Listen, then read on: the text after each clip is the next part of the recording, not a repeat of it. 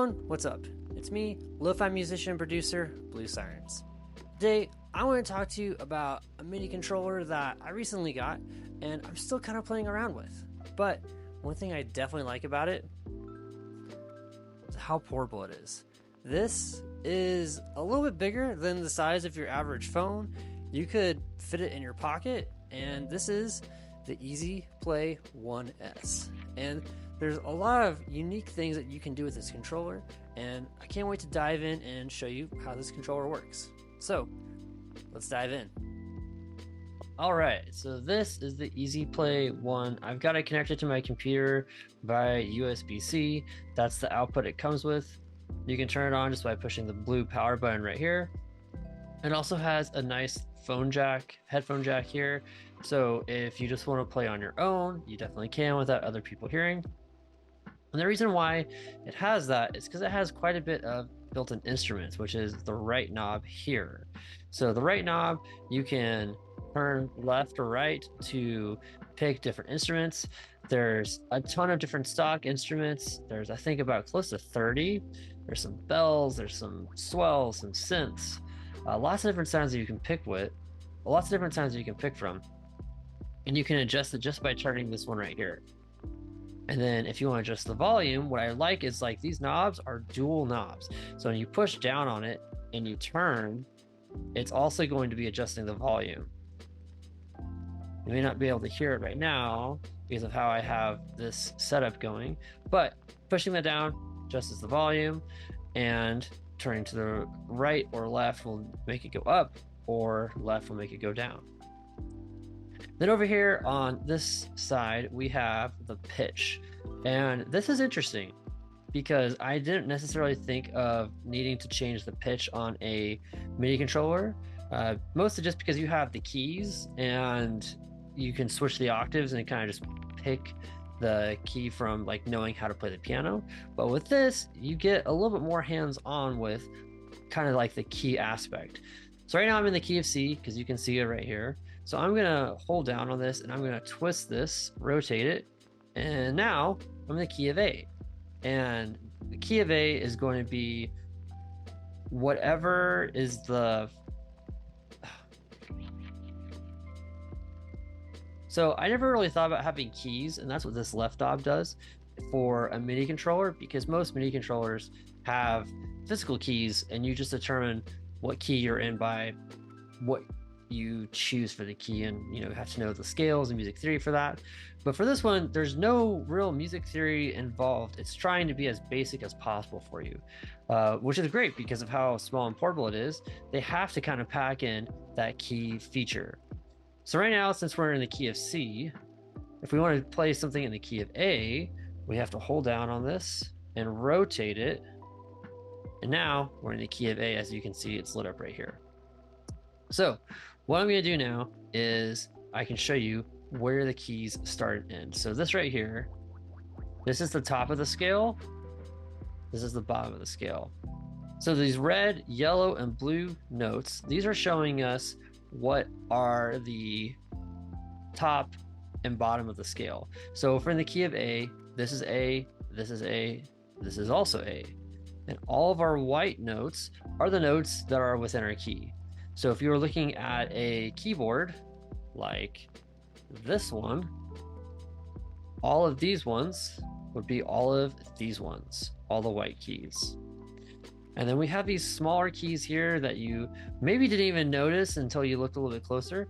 Those are the black keys on the keyboard. They're now like these small little gray ones that we have on the EASYPLAY 1. So all the keys you need are still here on it, just a little bit in disguise. So with our volume and instrument knob here, we can change which instrument we're using. If it's a pre-built, pre-selected instrument, a stock one built in for the instrument, we can change the volume just by pushing down on it. And then we can change the key by pushing down and rotating this.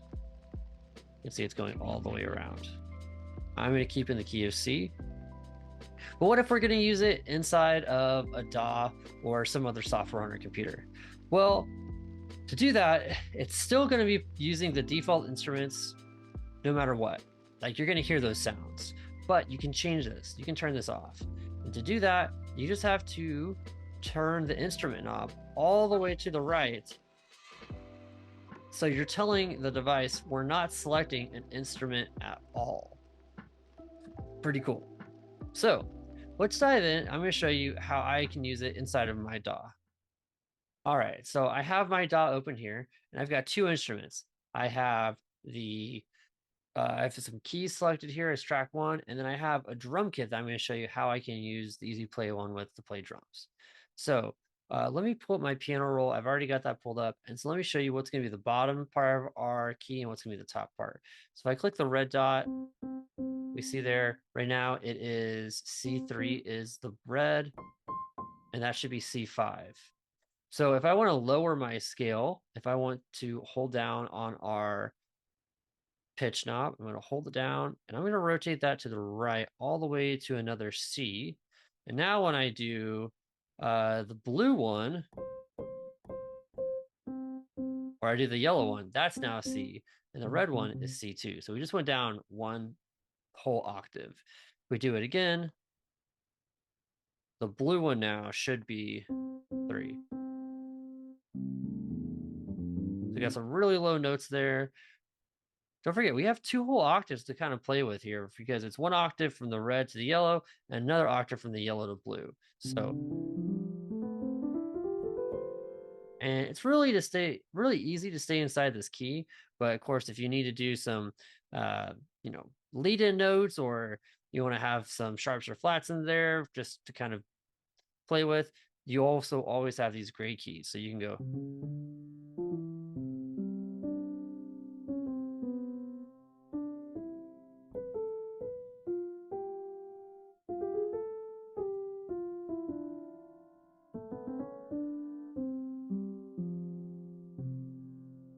So don't forget, you have those keys as well. You don't have to stick just to the white, or if you need to practice a nice little lead in or a chromatic scale.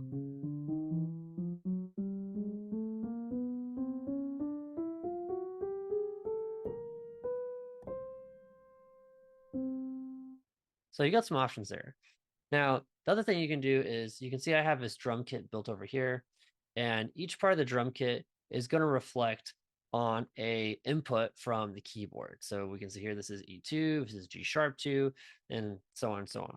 So I have a drum kit here, so I could do.